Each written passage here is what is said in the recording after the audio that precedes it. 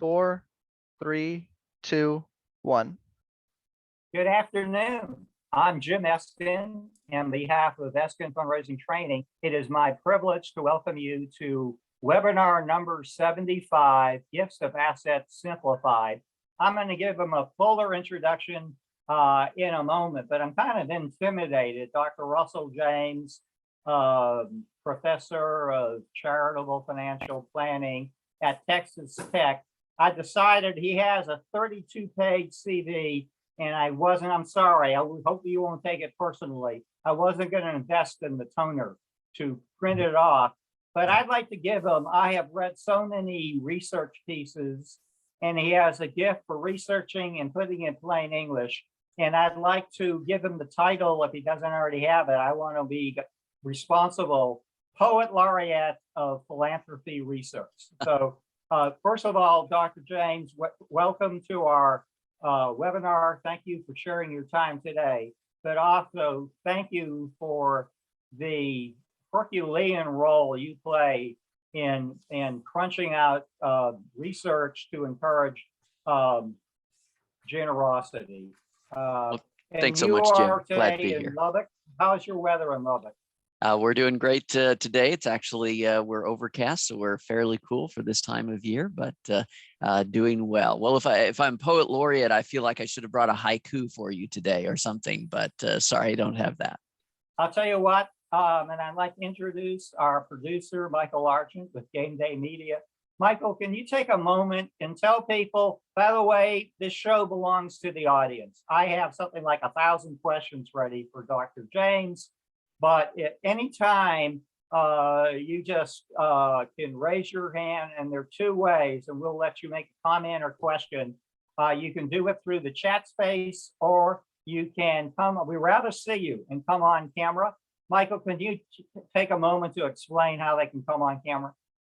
Yeah, basically, if you have a question while you're listening, you can go ahead and type it in the chat, and then when we come to a break, I'll read it out loud. Or what we would really prefer is that when we come to a break, Jim will ask for questions. You can go ahead and unmute your mic and then ask the question then. So those are your two options, and also come on camera if you want. Right. Now, at this point, I actually would like you to use the chat space. If you could type in your name, the name of your nonprofit, and your location, and we'll give you about a whole minute to do that. Do we have Margie Hellshine in, by the way? Or how about John Donahue? Because we were talking before. If not, we'll use Kristen and Al Hartman here, right? Al, did we discuss your honorarium for playing a special role? I am going to give, I skipped through slides, but literally, folks, Dr. James has a 32-page CV. About how many pieces have you authored?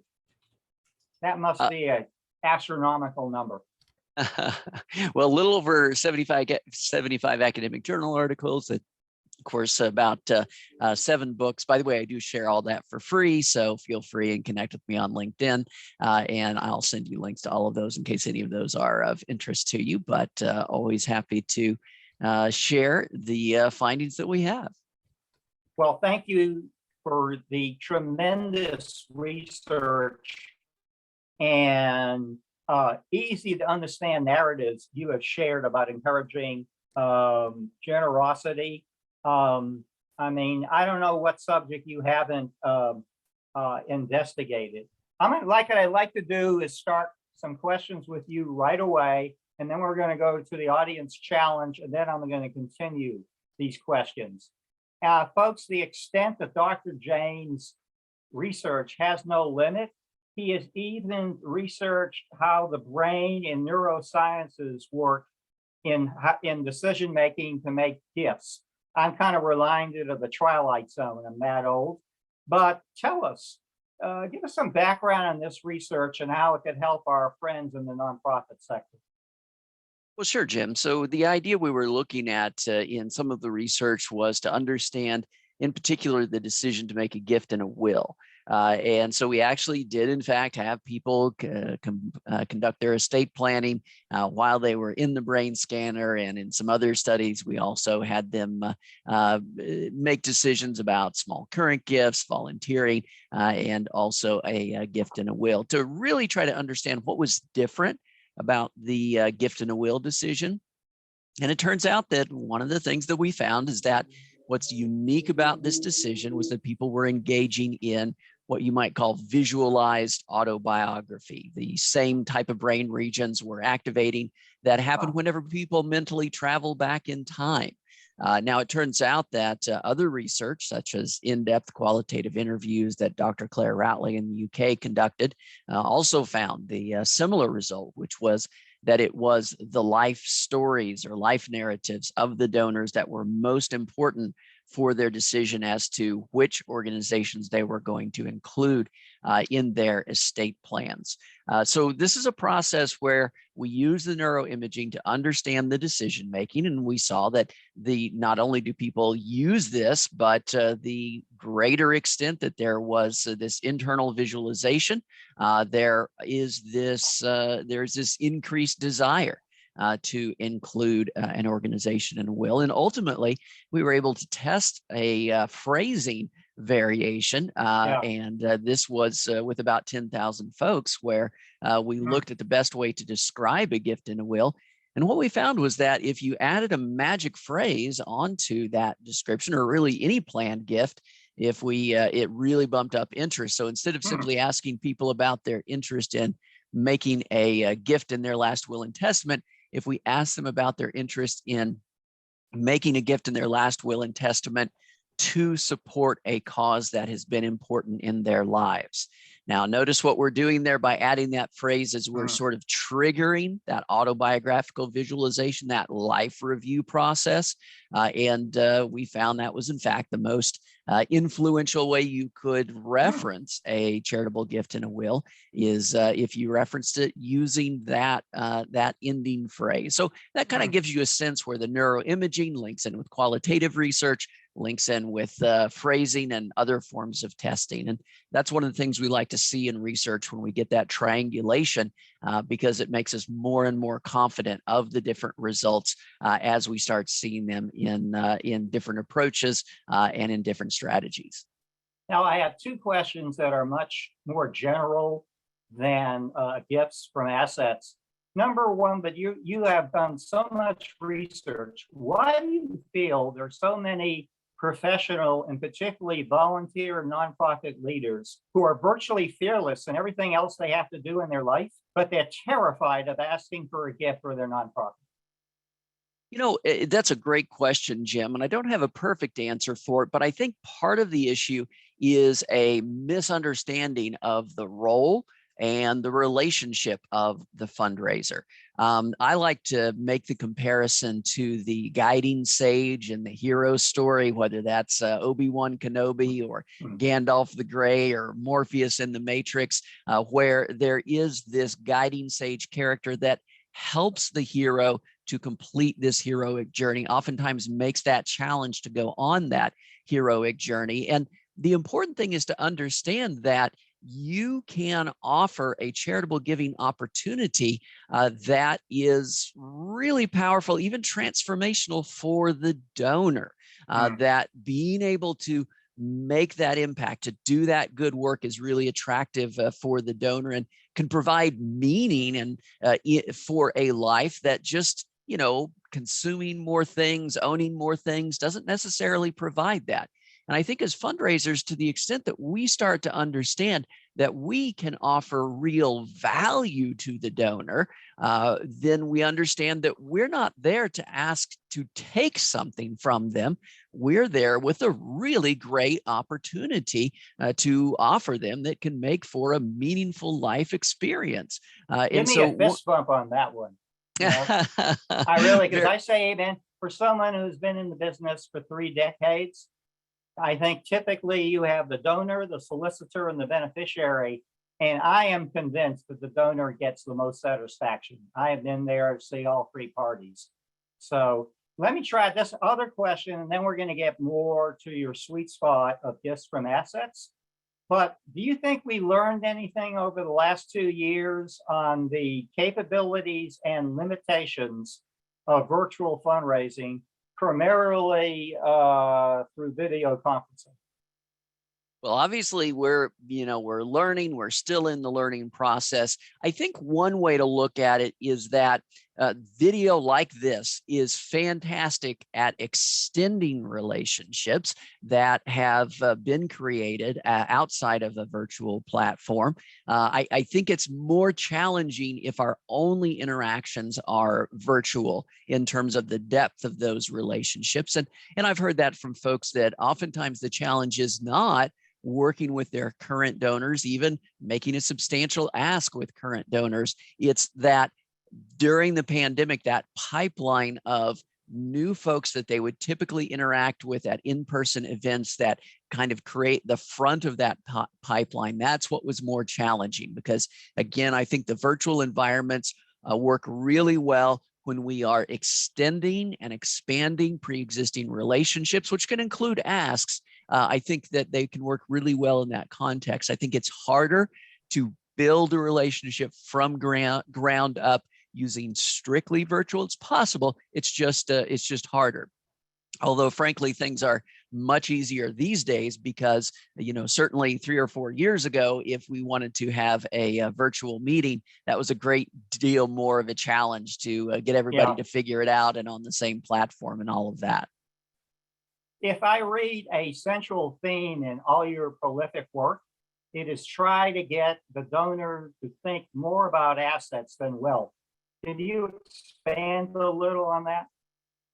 Sure. So I would argue that if you've got a donor who already loves your cause and is a supporter, the single most powerful transformation that you can make with that donor is to get them to move beyond giving out of their disposable income, what you might call those pocket change gifts, and instead to start considering their wealth as donation relevant. Once a donor begins to consider their wealth as donation relevant, that completely changes the reference point for what is a reasonable size of a gift. And that change in reference point as a matter of behavioral economics can dramatically transform the size of gifts that you can see from that donor. So whether that transformation comes from them making their first gift of securities or of real estate, or maybe it comes from them for the very first time committing to part of their estate going to your organization. Because one thing we know about a gift and a will, regardless of its size, is that that is not a gift from disposable income. That is a gift of wealth, of assets. And we do see that once a person includes a charitable component in their estate plan, their current giving goes up dramatically using nationally. Can you repeat that? Could you repeat that, so please? Once a person includes charity in their estate plan, their subsequent current annual giving will go up on average 77%. And that spike is sustained 2 years later, 4 years later, 6 years later, even 8 years later. And now that's using nationally representative data of folks who are age 50 and above across the country. They're the same people before and after, but their current giving is dramatically transformed after they put that charitable component into their estate plan. And part of that is they begin to think of their wealth as donation relevant rather than simply their disposable income. And that leads to different size of gifts and gift conversations. Talking about size, this is a number I can't put my head around. We are sitting at the beginning of the greatest wealth transfer in history. The baby boomer generation over the next 25 to 30 years is going to transfer $68 trillion. I can't even fathom that number. What would your recommendation be to nonprofits to start taking steps to position themselves for that biggest wealth transfer that's ever taken place on the planet? Well, let's start simple. Because the simple stuff is what organizations are often failing at. So when I say start simple, one of the things, if I could get you to do nothing else today, this one change would transform your results at your organization. And that is, pick an age. Maybe it's 75, maybe it's 80, whatever you can afford, whatever your magic age is. And once you have a person with lifetime connections to your organization who reaches that age, never stop communicating with them. And here's why I say that, Jim, because we actually, from the nationally representative data, know that people who ultimately will transfer dollars to charity at the end of their life, in the last 3 to 5 years of their life, they tend to stop giving, and they certainly tend to stop volunteering. Now, that's not abnormal behavior, that's normal behavior. However, for those who have a charitable component in their estate plan, that charitable component becomes highly fluid in the last 3 to 5 years of life, which means if you are communicating with your oldest friends based strictly upon recency of donation, you are absolutely guaranteed to go radio silent right at the most critical point of decision. So that's why the first thing we want to do is that we want to age stratify our communications so that if we've got someone with those connections, now look, we don't have to keep asking them for the next $20 gift. We just need to stay top of the mind, sharing stories, what's going on, maybe sharing stories of other donors like them who have included a gift in a will and what that impact of that gift is going to be, or how they've planned that out and what they want it to be used for. Whatever it can be that we can stay in front of those folks is going to be very powerful. So that's sort of job number one, is age stratification on the communications. We're proud in our audience. We call a learning community. We have executive directors, CEOs, directors of development, board chairs, board members, donors, volunteers. And we like to think in our audience that we can answer any question. So this is my challenge. I'm going to pick on the audience right now. I'm going to start with Kristen and then go to Al and then go to Frank Shannon. Okay, what do you do if you have one of your most generous donors is an 87-year-old mother who is very generous to your nonprofit? She is about to make some very substantive gifts from Assets, but she has a son that, boy, he's saying over my dead body. Kristen, let me start with you. What do you do if you have a family member who's completely against his, quote, his inheritance being whittled down? So as a just to start, I am new to plant giving, so I would probably reach out and ask for some advice. But I think what I would end up doing is having conversations with both the child who is so against this and the donor, document everything. If she has made those changes to her estate, making sure that we know whether it's revocable, irrevocable, and then making sure that we have a copy of that language. You're learning the nomenclature. I like it. Al Hartman, what would you do? Al's on the board of the University Health System Foundation. You have a donor, we're about to make a huge gift of an asset, but the next generation is fighting her. What would you do? The first thing that I would do would be to confirm. Can you turn the volume up, Al? We're having trouble hearing you. Can you hear me a little better now? Yeah. All right. The first thing I would do would try to have a thoughtful conversation with my prospective donor and to discuss the issues of heirs and how do they intend to react to this. Depending, and of course, it depends on the portion, the percentage of the giver's wealth. If it's a huge percentage of it, you know you're going to create a family disorder. But if it's a more of a moderate percentage, perhaps you can encourage your donor to work Okay. that out.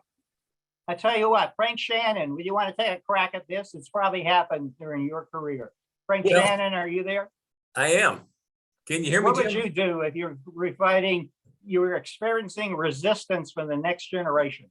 Yeah, well, I like Al's answer. First of all, depending on the relationship that I have with the donor, if I can speak frankly, I would try to steer the conversation into one where I'm going to ask the donor, so are you giving a percentage for each individual child that you have? And would you consider putting our charity as one of those percentages, just adding one child maybe to your dispersion of assets at your death?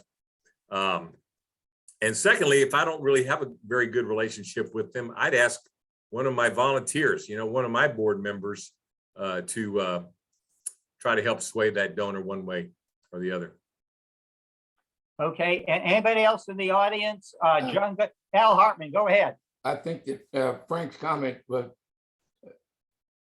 right on target because, Talk a little louder, Al. all right, I'm sorry now, is it better? I Yeah. think that Frank's answer, hopefully with this donor, he has or she has friends that are on your board, somebody that perhaps is in their friends circle, and that might be the far better contact to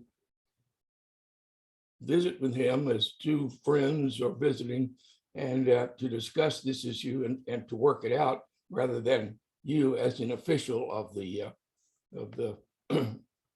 charity that is it's about to benefit from this donation. You want to know something, Dr. James? I was going to ask you to come in on this, but I think the audience did a fine job, and I got about 76 questions more to go with you. We're looking at so much of the data. By the way, something that's interesting, of last year, philanthropy equaled a record $471 billion. That's about $1 million a minute. And what hasn't changed, by the way, the overwhelming share comes from individuals. And now, don't get me wrong, I have nothing against foundations and corporations, but if you want to go fishing where the fish are biting, it's in the pool of individual donors. And if you were to add up just 69%, the bequests of 9%, and the half of the foundations is family foundations, 87%. So your prospect list should have lots of individuals on it. And also we are seeing the wealth, and I think, I don't know, Dr. James, you might even have a more current, everything used to be an 80-20 split, the Pareto principle.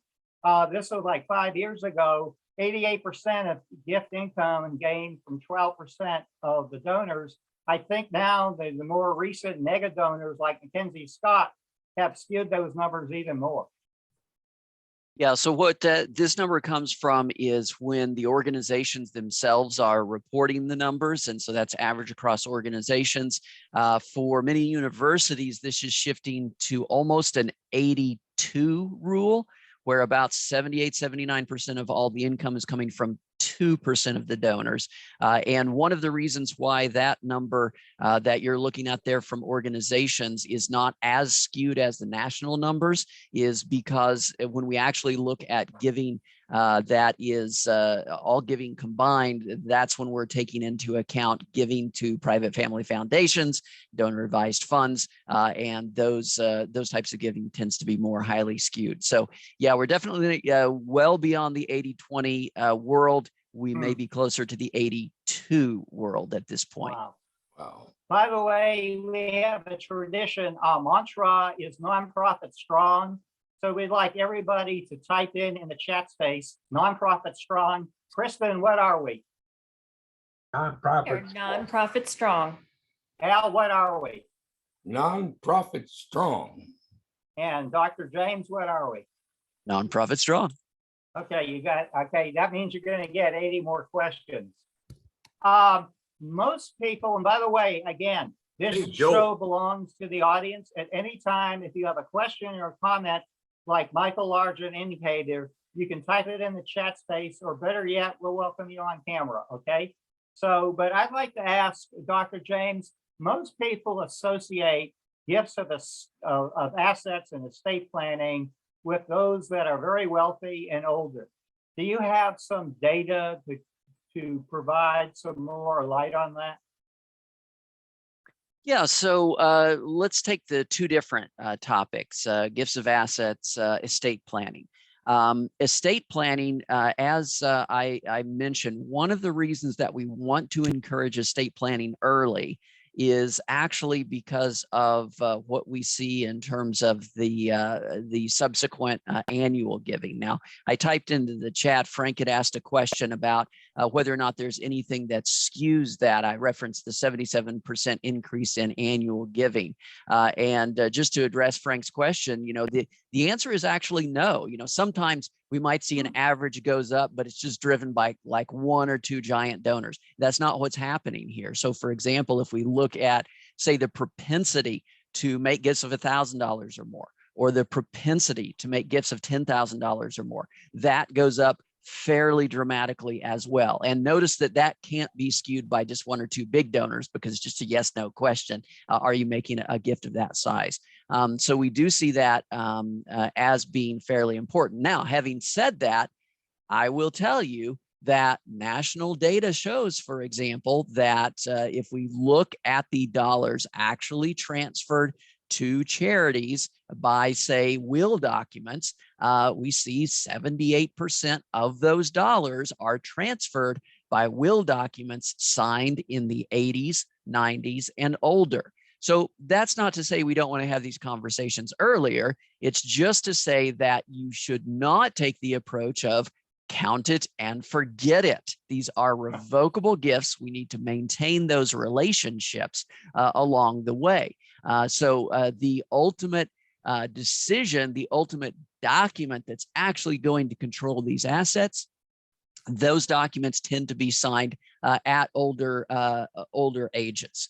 And so that's one of the things to keep in mind in terms of age. It's great to get in the plan early. In fact, those gifts tend to be larger if we can get in the plan early, but it's important to understand that much like in sports, the score doesn't count until the clock runs out. And so we need to finish the game. The fourth quarter is important about that game. And there is a misunderstanding among most fundraisers who believe that once you're in the charitable, once you're in the estate plan, you will always be in the estate plan. And I can tell you, we now have comprehensive national data from over 30-year study that that is simply not the case. The 10-year average retention rate for a charitable component for adults age 50 and above is 55%. Very consistent result. We know that is true across the board. That's a fair amount of fluidity. And in fact, that fluidity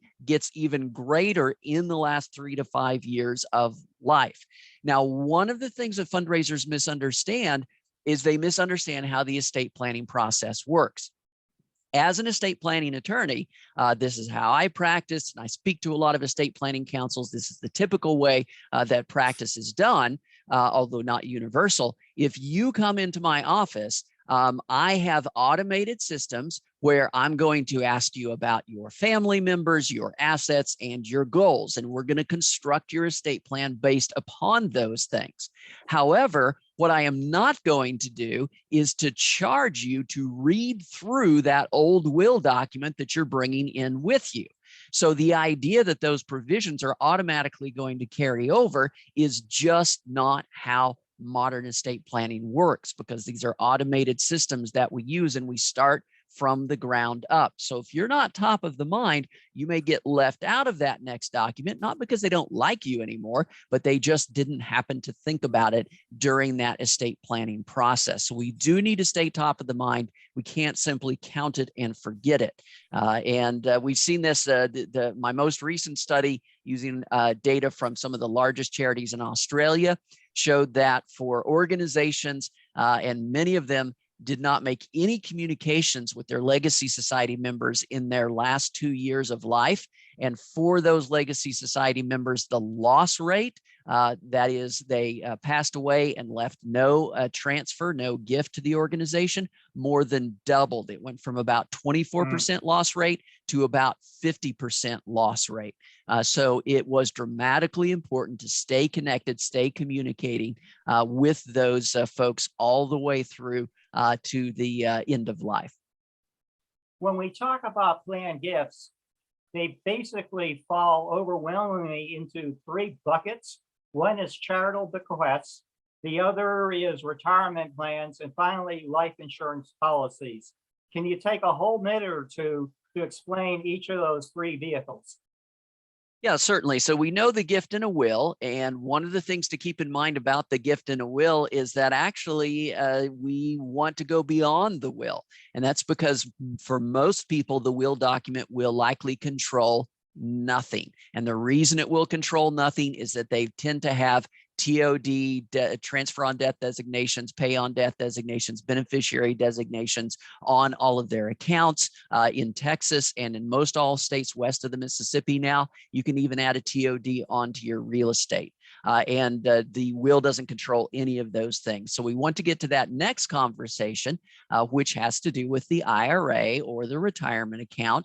As a financial advisor, the very first asset I want you to leave to a charity is the retirement account. And here's why. If the kids or any other family members inherit any of that IRA, 401k, 403b money, they've got to pay income taxes on it. And under the new Secure Act, they've got to pay those income taxes even faster. But any of that goes to a charitable organization.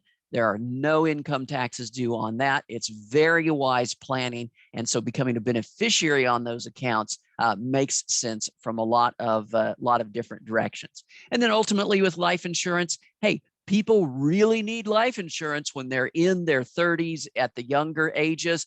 But typically that need often will disappear later in life. And so you have people who have life insurance policies that are no longer covering some unmet need for income. That's when those policies can become very attractive as charitable gifts, whether it's simply naming the charity as a beneficiary or in some cases transferring the policy immediately. Dr. James, can you talk about the tax advantages of making gifts from your estate? Sure. So of course, when it comes to tax advantages, the first thing people think about are estate tax advantages. That applies to relatively few folks these days because we're talking $12 million, maybe $24 million if you're a married couple before we even worry about estate taxes. So at least until the law changes, which it's scheduled to, but until that happens, not going to be very many folks interested in estate taxes. That does not mean, however, that we can't engage in tax planning. And the way we do it is what I just mentioned, is not by avoiding estate taxes, but by avoiding those income taxes. Any of that IRA, 401k money that goes to the kids, the income taxes haven't been paid on that. And when they take that money out, they're going to have to pay those income taxes on it. So we actually want to leave those assets to the charity first because the charity doesn't pay those income taxes, and other assets we can leave to the family members. So regardless, the estate might only be $100,000.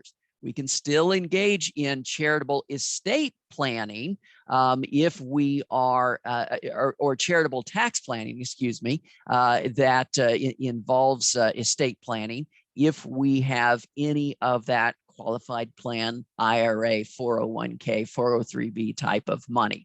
So that would be the tax strategy for the vast majority of your donors. Now, very wealthy folks, yes, they're going to be able to take advantage of some of the really creative estate tax strategies that we can get involved with in charitable planning. Dr. James, do you have any suggestions for nonprofits to discover donors who are already including their nonprofit in their estate plans, but the nonprofit doesn't know? Sure. So there's going to be nothing that's going to outperform a really well-written donor survey with a good justification for why we need your input. It's going to start with, perhaps asking about their connections to the cause or the organization. asking for their opinions on what are the importance of various projects that the organization is involved in. And along the way, we're going to ask them about, many people like to support our organization in a variety of ways. Which of the following might you consider, or have you already done? Let's start simple. Volunteering time. A gift of a check or credit card, a gift of a regular monthly contribution, a gift in a will if you happen to sign a will in the next 3 months, a gift in a will in honor or memory of a loved one, a gift of securities, gift of real estate. Now, one of the things that I've done there, you might notice, is that I didn't lead with death. Now, that's really important because if we want to have a larger audience, if we want people to respond to us, we don't lead with death. And what I've done there is I buried that death-related question, right? We want to get the answer to the question of, have you included our organization with a gift in your will, or is this something you would consider? But we bury that at the end. It's just another way you can give along with all of these other different ways. And we get a much higher response rate when we take that approach. And so just to share a quick story with you, Jim, there was one organization that I worked with. They decided they wanted to go after gifts and wills. And they were used to doing, appeal letters. So they decided to send out an appeal letter that, let me tell you, it really strongly led with death. Okay. It was really uncomfortable. They had the standard response card, which is the, I've already included your organization with a gift and a will, or please contact me about my upcoming death. Well, it didn't actually say that, but you and I both know that's what it means. Well, here's the important part. They sent out 35,000 of these and they got back nothing, not a single response. Now, here's the interesting thing. A bit later, they decided to send out a one-page donor survey, much like I previously described, that towards the end also asked for this same information. They got back a 22% response rate. So they were asking for the same information, but when they led with the death question, they got complete avoidance. People weren't going to do that. Saying language is so important. Absolutely. And let me ask you, we have 1.5 million nonprofits, and most are small or mid-sized. In fact, I think 88% of those 1.5 million nonprofits have annual budgets of less than $500,000 a year. So my question is, for a nonprofit who does not have staff with expertise in estate planning, how can they get productive in this space of gifts from assets? Two simple things to do. Number one, share stories of other donors who have decided to include a gift in their will that reflects their life story. So we as fundraisers can share stories. So if you've ever had anyone, or if you can get someone to, maybe it's just as simple as in 10 minutes, you can go online on your IRA, add the charity in as partial beneficiary for that account. Boom, you're done. And then share the story about what compelled that person to do that, right? And so now we're sharing stories of other donors who've decided to make that sort of a gift. And we can do that, whenever we're communicating, just along the way. We don't have to have a story that leads with estate planning. It can simply be a story about a donor who's funded in different interesting projects. And oh, by the way, they've also included a gift in their will, and this is why they decided to do that. So we as fundraisers can share stories. And the second thing we can do, regardless of our level of complexity, is frankly, we can stay connected to our oldest friends. So if you actually want to focus on dollars in the door, well, if you've got folks in your audience that are 80 plus or, 75 plus, whatever, make sure we're staying in front of those. Look, we don't have organizational level data on bequests in the US, but we do have it in the UK. And you know who gets the lion's share of those gifts? It's organizations that are naturally in front of people in their 80s and 90s, right? So cancer related, healthcare related, pets organizations do very well. Other organizations that do well, do well because they are intentional about staying in front of, staying connected with people who are older. That is when those transfer decisions are ultimately made. So share stories, stay connected with your oldest friends. Look, any organization, I think, can choose to do that, regardless of their level of sophistication. And that's where you really move the needle in terms of impact. Capital campaigns have an objective of helping the donors stretch their giving amount. What do you think of blended gifts that have some current cash components and some deferred components from gifts from assets? Well, what's really exciting about these kinds of gifts is it gets us into an asset or wealth-based conversation with the donor, that we are having conversations where their wealth becomes donation relevant. And so when we begin to plan out those blended gifts, we are clearly moving beyond the simple gifts of disposable income, these sort of pocket change gifts. And consequently, that's what allows those gifts to become much larger. So I love the idea of being able to put together those projects. Oftentimes it might be an opportunity where, let's say it's a naming opportunity.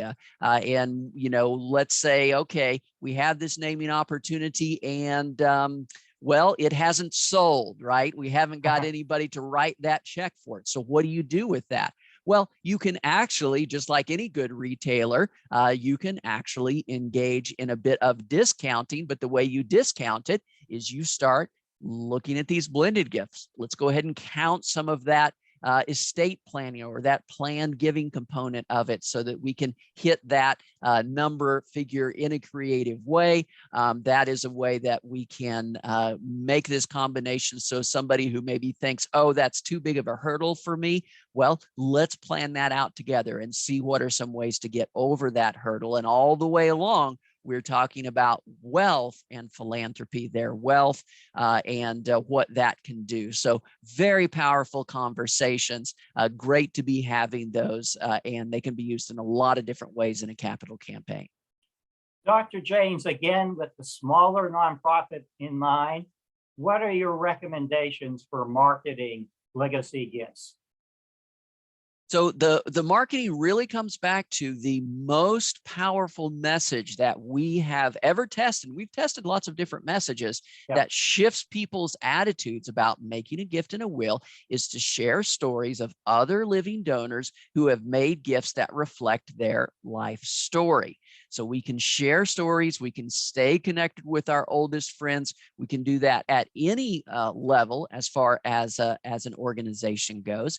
And if we want to get very intentional about it, maybe we do as part of, let's say we're doing an overall campaign, let's go ahead and throw in as part of that, we want to have a campaign to add, say, 25 new Legacy Society members, so that now it gives us an excuse that as we're updating on our overall campaign, we can update on our Legacy campaign. We've now had 12 people who have joined our Legacy Society. Might you consider doing this before our deadline? We're having a celebration dinner for everyone that's decided to make that kind of a commitment. And notice what we're doing there again is we're able to start with the non-death related story. This is how our current campaign is, our capital campaign is going. And then we add in the charitable estate planning. And this is how our legacy campaign is going. And if somebody's already made their capital campaign commitment, then now we have another conversation to have. Thank you so much for helping us with that. Here's where we're at in our goal.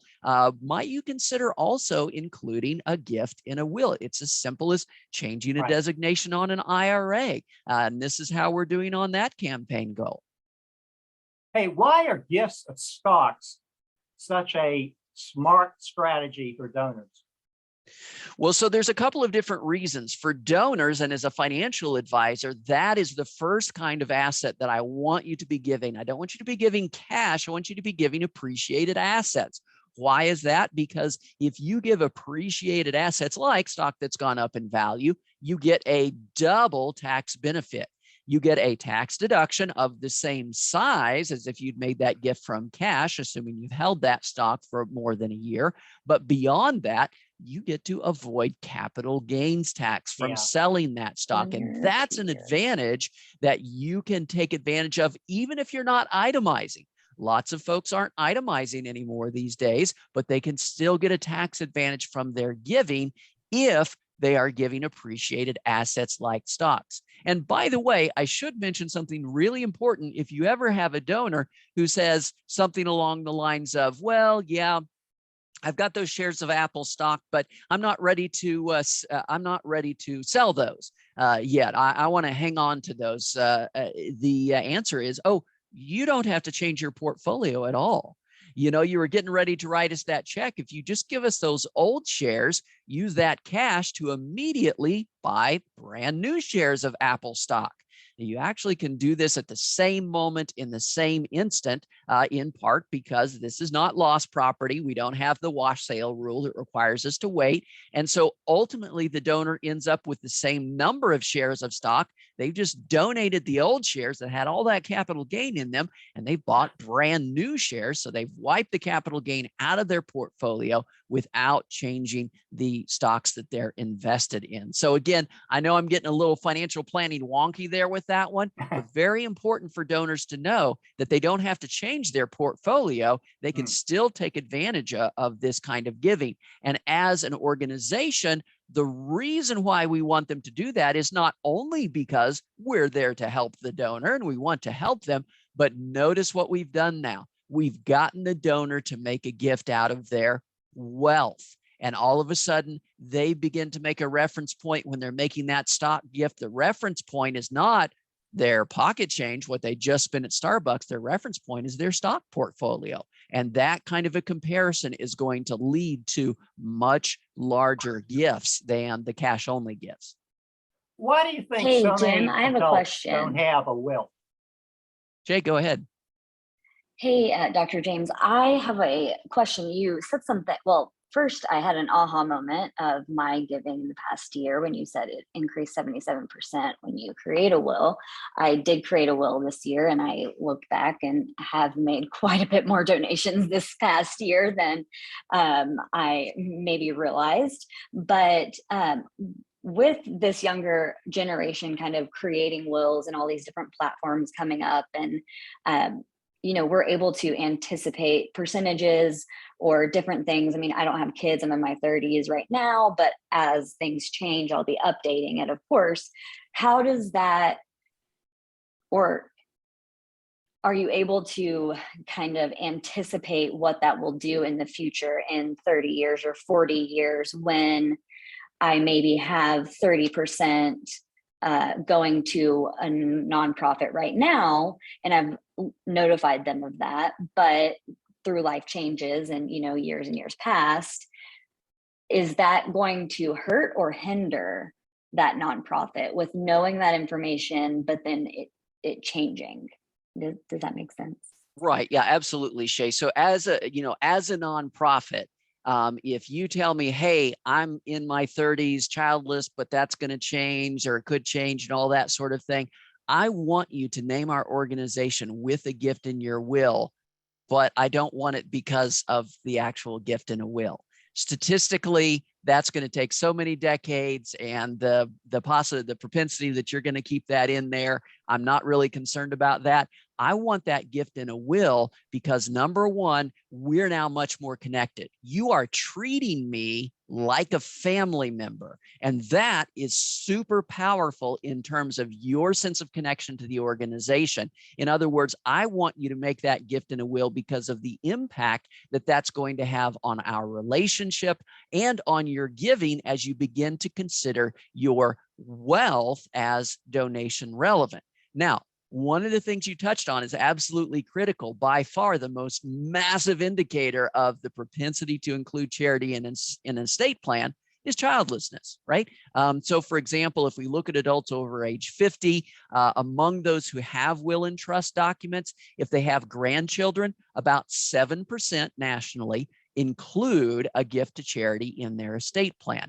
If they're childless and married, about 50% are including charity in their estate plan. So that childlessness factor is a massive, massive indicator. Now, I say that because this upcoming baby boom generation, they're not just bigger. They are massively more likely to be childless and have higher education than previous generations, which means the baby boom will ultimately be set to have a massive impact on charitable estate planning because of their much increased propensity for childlessness. By the way, we've got about 10 minutes left here. These are great questions. Anybody else in the audience have a question? Or a comment or a snide remark, whatever comes to mind. And as you're thinking, what are your thoughts, Dr. James, on nonprofits working with CPAs, tax advisors, financial advisors who work with high wealth individuals in ways they can partner together? So look, this is where I live, right? I teach in a financial planning department, and I think these kinds of relationships are fantastic if you're representing a community foundation where you're trying to, raise that level of sophistication in a community. But for an individual nonprofit,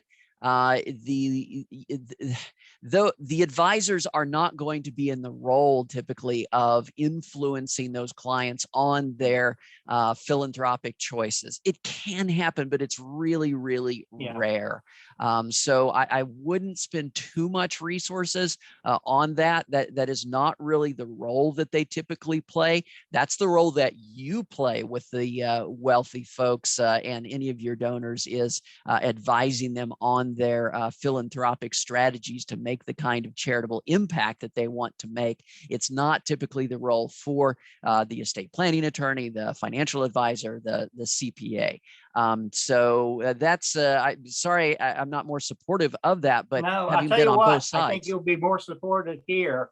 What are some of the possibilities for a nonprofit to recognize and salute plan giving donors?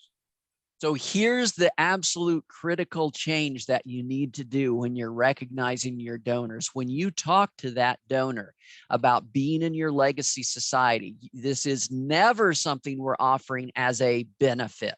Like, won't it be great to have your name on the wall? Instead, we present it to the donor as a gift that they are making to the organization to allow us to share their story. So I might say, Jim, I know you're oftentimes not comfortable with this sort of thing, but if you would allow us to share your story about including our organization in your will, it could be so influential for other people who are considering that kind of a decision. You could think of it a bit like a second gift to our organization, if you wouldn't mind joining our legacy society. Now, notice what I'm doing there. I'm reframing it. This is not a benefit. This is not a, you're doing this because you want to be self-aggrandizing. Now you're doing it as a bit of a sacrifice to help the cause out.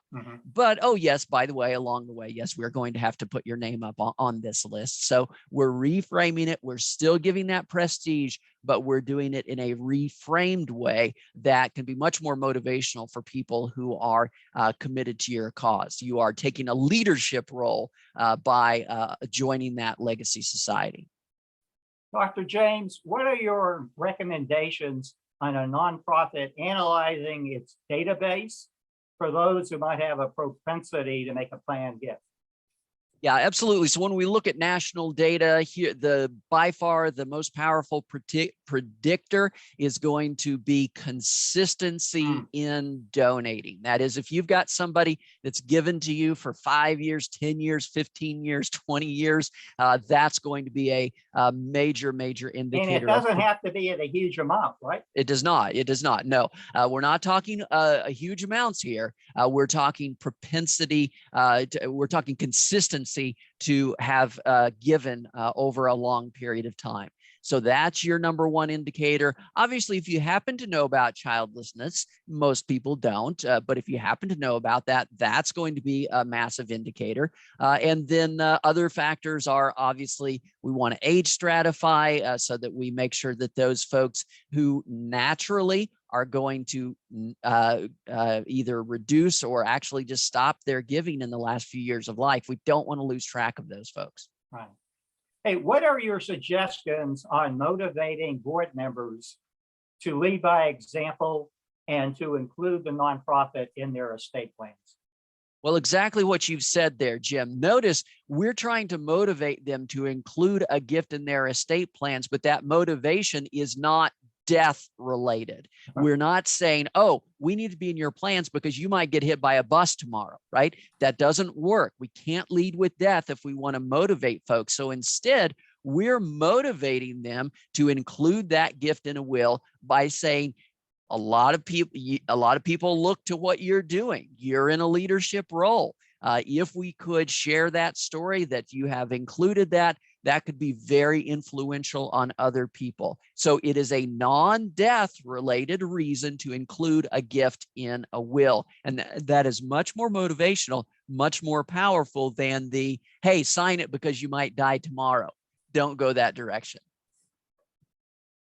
Could I? We have a couple of minutes left. I'm going to give the audience, I mean, you have someone who knows more about research and philanthropy than anybody else on the planet. Take advantage of them. Do we have any questions? Frank, I see you had a question. Yeah, I got one. Russell, we're up. The question is related to integrating the plan giving campaign, as you put it, into a capital campaign. We're in a campus ministry here. We're building a new church. We just about got all the money for the church. We're already under construction. We haven't really been pressing for legacy gifts this whole time. I just wonder if, you know, I'm a little bit reticent really to launch a legacy campaign right now. Do you have any thoughts on that? Yeah, so I certainly understand the hesitancy. There has been a long history of worry that, boy, if we get in that donor's estate plan, they're just going to say, oh, I've already got a gift for you in my estate plan. I'm not going to write a check, right? And so that's actually the motivation for the research to say, well, what actually happens to current giving after a donor includes a charitable organization in their estate plan? And what we see is just the opposite, that these things actually do work together, that once a donor puts that gift in the estate plan, they begin to think of their estate, that is their wealth, as donation relevant. That has a very positive impact on their subsequent charitable giving. So I would say, don't be hesitant about the worry that this is going to pull away from the campaign, but instead look at it as an opportunity that, hey, along the way, let's go ahead and throw in a legacy giving goal. And we can keep it simple. We can just say, hey, we want to, you know, add 10 new or 15 new members because once a person has said yes, you're not going to go back to, they've said yes to the capital campaign. You're not going to go back to that person, you know, a month later and ask for another gift. But you could go back to them a month later, give them an update on here's what's happening with the campaign. And hey, here's what's happening with our legacy campaign. I don't know if that might be something, you know, what are your thoughts about joining in that way? So it doesn't have to, these things actually can work together. They can give you a reason. If you're updating, which you should be anyway, the folks who have already made that commitment, go ahead and include this second campaign as a good conversation piece along with those updates. Okay. Dr. James, the time has just flown by. And I better warn you, when you do such an incredibly good job, we're going to ask you back. I like to end with this little, Maya Angelou said, people won't remember what you told them. They won't even remember what you did to them. They will never forget how you made them feel. And our job as fundraisers is to make the donor prospect feel like the most important people in the world. And also I give a money back guarantee, Dr. James. The more you ask, the more you're going to get. Folks, there's nothing, right? Frank Shannon, there's nothing that beats asking. Yep. And this has just been an incredible hour. Again, not just sharing the hour, but the volume of scholarship and research and of narratives you have shared thank you for everything you've done, Dr. James, for the nonprofit sector. And as I said, we consider you the poet laureate of philanthropy research. So thank you. We're going to be coming back to you. And by the way, a couple of things, we're going to put a short written summary of the key points on Facebook and LinkedIn. And then we're going to give Michael Largett, our producer, about an hour to do a spin drive. And we are going to post that. We're going to send that to everybody who signed up. And we're also going to post a recording on LinkedIn and Facebook. But Dr. James, again, thank you for playing a Herculean role in encouraging generosity. Thank you. And thank Thanks you so to much, our Jim. learning community audience. We'll be coming back in 2 Wednesdays, May 18th, and we'll have the expert on the ask, Laura Fredericks, who just was speaking in Las Vegas. So thank you to our learning community for everything you do, touch, improve, and save more lives. We'll see you in 2 weeks. Thank you, Dr. James. This was a delight. Thank you very much. Thanks, everybody. Thank you, Jim. Thank you. Thank you, Frank. Thank you, Joel. And Michael, everything good on your end?